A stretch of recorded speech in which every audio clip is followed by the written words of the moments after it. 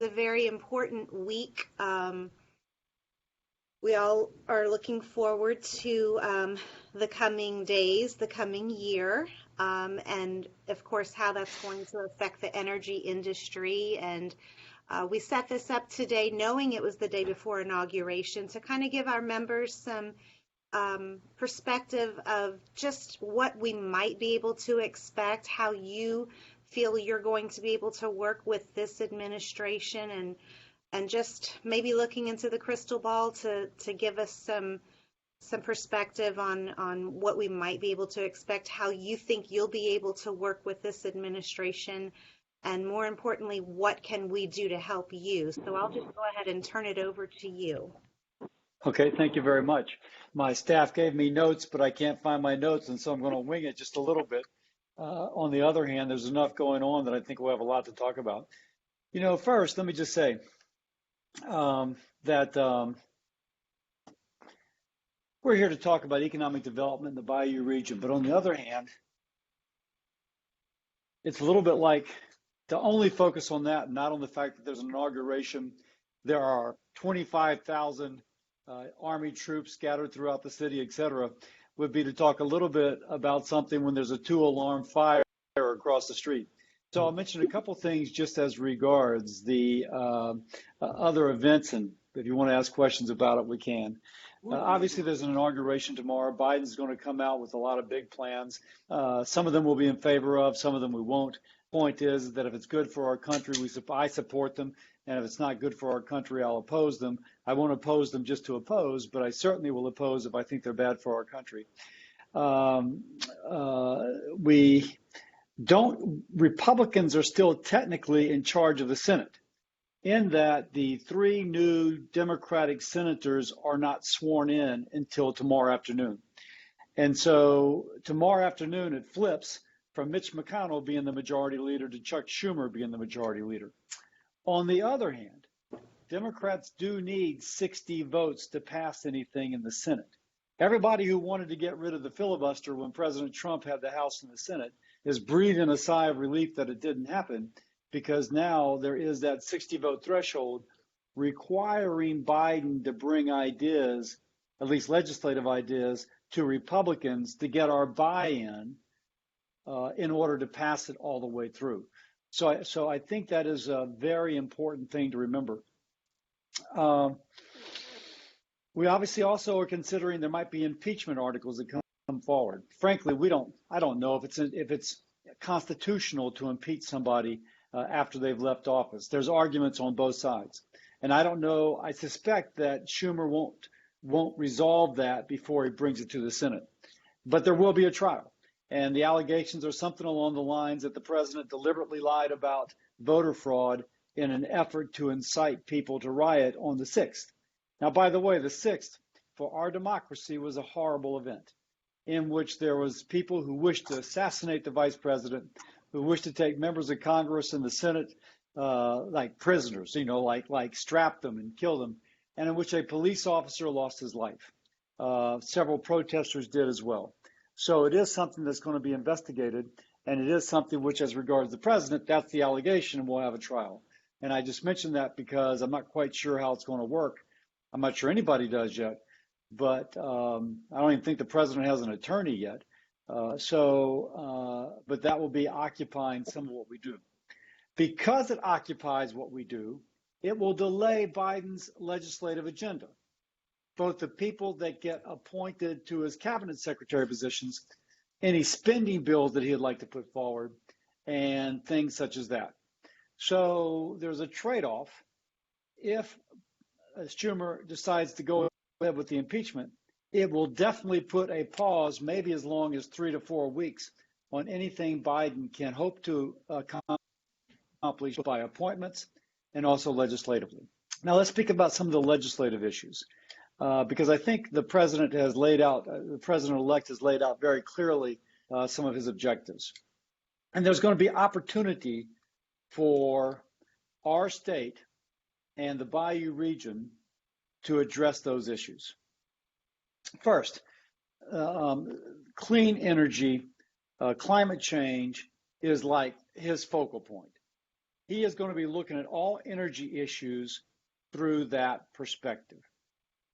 So that means that he said he's going to end leasing on federal lands.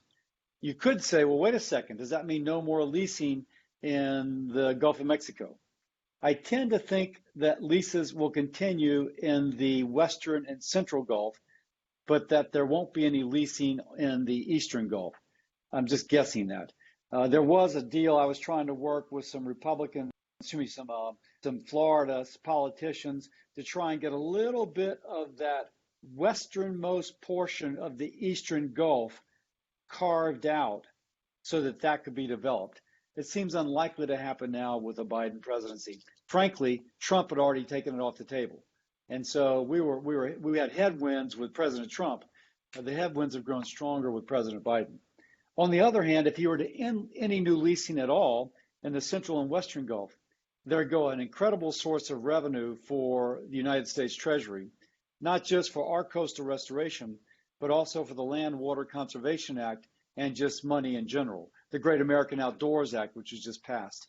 And so I'm hoping that once people kind of put pencil to paper and they say, wow, we can't do this. My gosh, we're going to cut off the revenue that's allowing us to do other things we wish to do, that we will keep that revenue. Now, I have been working extremely hard to get Louisiana an extra share of that coastal revenue in order to further our coastal restoration. And there might be an ability to do that.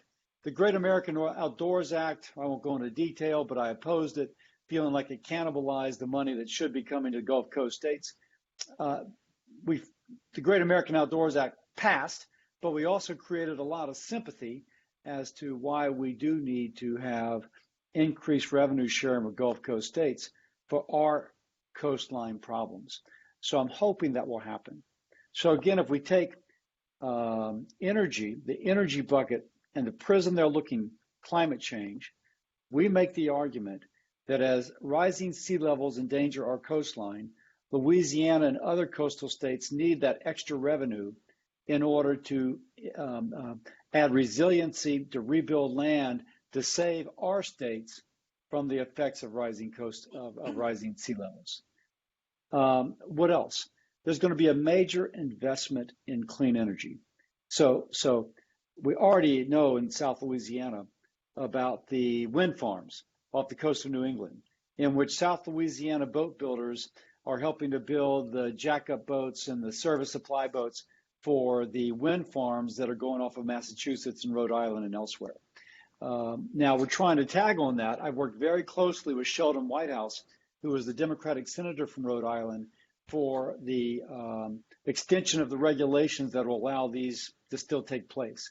The pandemic had kind of put a hold on it, and so we've been able to extend the life of some of the tax credits that are being used to fund these, and we've been able to do that. Secondly, we want to build upon that, in which we would take a percent of the federal revenue that is derived from wind energy, put that into a trust fund for all coastal states. So just like we have coastal revenue sharing from the Outer Continental Shelf, the federal lands in the Gulf of Mexico, there would also be revenue sharing from these wind energy farms, and that in turn would go to benefit all coastal states. It is another way to bring revenue, not just ours, but to other states to help us add resiliency as sea levels rise. Next, as regards a clean energy initiative, there's going to be a real effort to take carbon dioxide from industrial sources. Think Dow or Oxy, using natural gas in their chemical processes, and storing those in carbon capture sequestration. Now, that's an incredible opportunity for here in Louisiana. We've just put forward some tax credits that would enable the storage of this CO2 called 45QS. We're working with LSU and other Louisiana universities to map out our geology so that if Dow, who's made a commitment to net carbon neutrality by 2030 or 2050, if they want to get the carbon neutral product, they would take the CO2 off their industrial processes, and store them here in Louisiana. We think we can accomplish that. We think we can accomplish that. But by the way, we're called the Saudi Arabia of potential CO2 storage. So there's about 4 or 5 states with ideal geology. We are one of the states with the most ideal geology. And all the equipment and all the companies that we have, all the geologists, all the landmen, et cetera, that are currently in exploration can now be working on how do we capture the carbon and store it. We'll still attempt to develop our oil and gas resources, but we can take that same expertise and create another set of jobs, if you will, related to taking these industrial processes and storing them. That's important for several reasons. Among them is that if Dow wants to get to net carbon neutrality by 2050, and they know in Louisiana, we have the workforce, we have the geology, we have the expertise, the people to make the pipelines, you name it, to take the CO2 and to store it in the ground, they're more likely to invest in Louisiana. So it's an economic development that diversifies our economy while building upon our own kind of natural workforce and kind of educational base. So I think that's a real opportunity. There's also going to be tax credits for the building of these CO2 pipelines. So again, anybody out there that builds pipelines or supplies people who build pipelines, all this will be part of it. And lastly, there may be some effort to store CO2 in the outer continental shelf. And so again, there'll be activity on the rigs potentially taking excess methane or excess CO2 and putting it back underground as one more way to get to that net carbon neutrality. So the Biden administration, they're going to have a big focus on climate change. We've got a lot of strengths that can help do that. One more thing, let me mention. One of the fuel sources of the future, let me just say this about the CO2 and the 45QS technology. Louisiana Department of Natural Resources will be having a seminar shortly on how to access these credits. And for all the geologists, all the landmen, all the people who are involved in industry to come together to see how we as a state can best position ourselves to be the state that takes advantage of these. And I think that's going to happen very shortly, like within a month or so. So if you're interested in this, of course, contact our office. I have 2 staff people on that are pertaining to this issue, Kayla Dolan and Blake Schindler. And you can contact our office regarding all this. And I think all of you know Kathy Stewart. Kathy Stewart is my regional representative. So if whatever reason, call her and she can also connect, or you can also reach me, of course. One more thing, let me talk about the kind of climate change initiative that the Biden administration is going to do. How do we capitalize on? Hydrogen is thought to be one of the fuel sources of the future. Now, you can make hydrogen through quote unquote green processes, which are very expensive. You can also take natural gas and you can peel off the hydrogen from the natural gas, attach your carbon to an oxygen, and store it underground. So this whole initiative that we would put together in Louisiana to be able to store carbon underneath increases potentially our market for our natural gas and also for folks that would build these plants to produce hydrogen. And so it's one more economic opportunity. That one's probably about 5 or 10 years off before going more to scale. But Europe is already consuming a lot of hydrogen, and we can begin to produce that now for markets overseas, again, bringing jobs to our state. Now, let me mention one more thing about the Biden administration, is that they are going to make a real investment, so they say, in infrastructure. Infrastructure can obviously be roads, it can be bridges, it can be water projects, it can be flood control projects. So I'd like to think that there is opportunity there for a lot of pent up need to be addressed for infrastructure. Could we imagine an I-49 that is completed all the way from New Orleans to Shreveport to the Arkansas border? That would be obviously great. So, as one example, so I do think that there's going to be a real effort to get infrastructure out there, and I think that will have a lot of bipartisan support. So, Christy, let me take a break, catch my wind, have a sip of water, and then take whatever questions people have. And let me ask, Kayla, if you're on, or Blake, if you're on, if you can tell me when that DNR Natural Resources conference is. If you know it, please let me know. You can text me or you can pipe up, and Christy can say that. Hey, this is Kayla. We are still working through the dates, but as soon as we let it know, Christy, I can send it to you to send out to your membership so they're up to date and we can all coordinate with LDNR, who will be most likely sending out the details for it once the date's locked in. I would like to remind everyone, if you have questions, please utilize the chat feature in the upper right-hand corner of the screen. And I know that we have some exciting information about Morganza. I don't know if you want to touch on that, Senator, or if you would like maybe Mitch Marmond to speak to that, but I definitely do want to allow some time for that. Again, if there are any questions, please utilize the chat feature at the upper right-hand corner.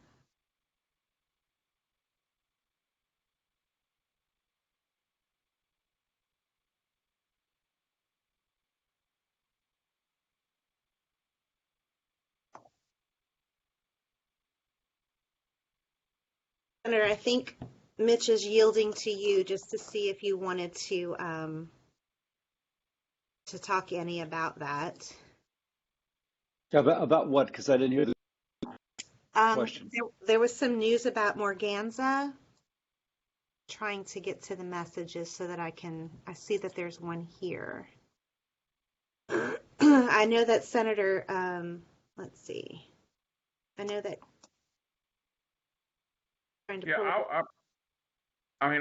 can fill you guys in. I'd be glad to do so. Okay. I was trying to pull up the press release. I guess in a nutshell, what we believe has been finalized is that Morganza has been guaranteed its new start through the core processes, which allow us to receive funding. And we also believe that we will have funding for a construction project on the Humboldt Canal floodgate, which signifies the very first federal investment in Morganza and puts us in a path where we are eligible for funding for Morganza federally from here on out. So that is a tremendous improvement in our plight to continue to build Morganza, and it's very encouraging to have the federal government now partnering with us as we continue to build locally here what we have done for the last several years. So that's the new news, and it really is incredible, and it's been a long time coming. Yeah, so I'll just comment briefly on that. We were able to get record funding for Army Corps projects, and obviously that is benefiting Morganza. We also were able to get a waiver, without going into the details, of interest repayments on the ring levies around New Orleans, which will save the state of Louisiana $600 million. And so both by direct funding from the federal government towards Morganza, but also by saving the state money that would otherwise have to be used on interest payments, therefore freeing up more dollars for coastal restoration. We feel like we need more dollars to rebuild our coastline.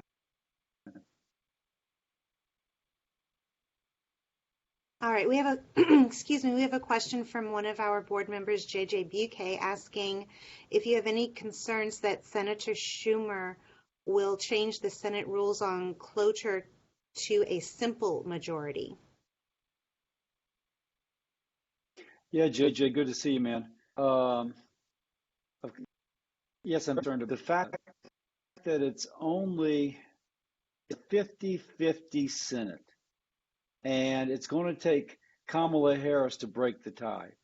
And there's 2 or 3 Democratic senators who have assured me they would not vote for that rule change.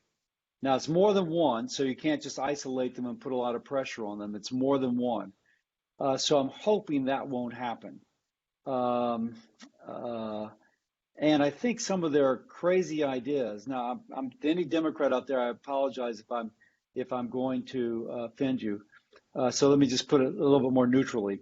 Anytime you put something out there which is going to cost tens of trillions of dollars and would destroy the oil and gas industry, that is an idea which is going to lose you a lot of seats in the next 2 years.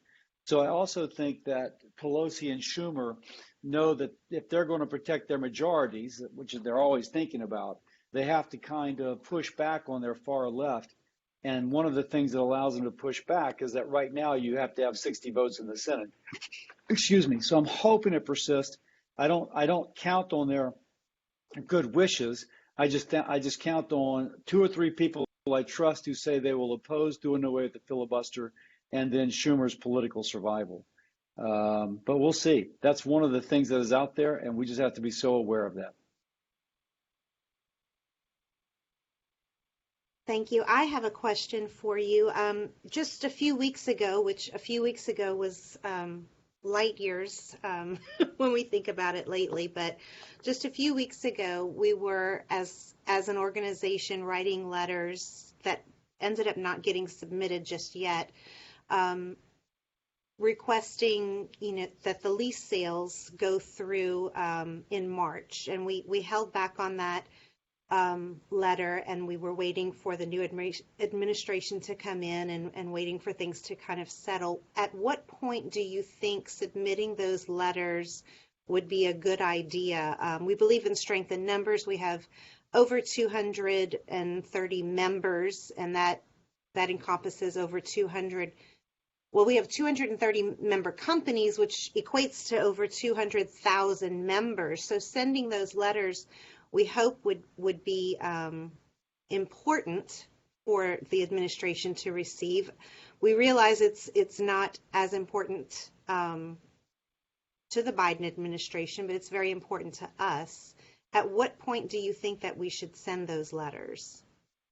I would do so when you have the Department of Interior and Department of Energy secretaries confirmed. Gotcha. Because and maybe even Department of Labor. Because you think about those 200,000 jobs, they are not PhDs in solar energy. They're good, hardworking Americans who may or may not have a college education, but they make a good living and provide for a better future for their kids. We have a shortage of those jobs during this pandemic. And so we can make the case, and my staff, Christy, will work with you to make sure those letters get in the right place. We can make the case that these are the sort of jobs we should be preserving and trying to expand as opposed to killing. So I do think that we just need to work hard to make sure that we get them in the right hands, that the people who are going to take those letters are, in office, and then we have as much publicity about it as possible to stress the kind of, again, working Americans that these policies affect. I appreciate that. Are there any other questions? I don't see any in the chat, and I just wanted to ask before we let you go, Senator. You gave us some incredible information and insight. I do appreciate your time. I would like to mention that our host was Restore or Retreat, and you can watch the CPRA virtual meeting tomorrow that starts at 9:30, and they'll be talking about their annual plan.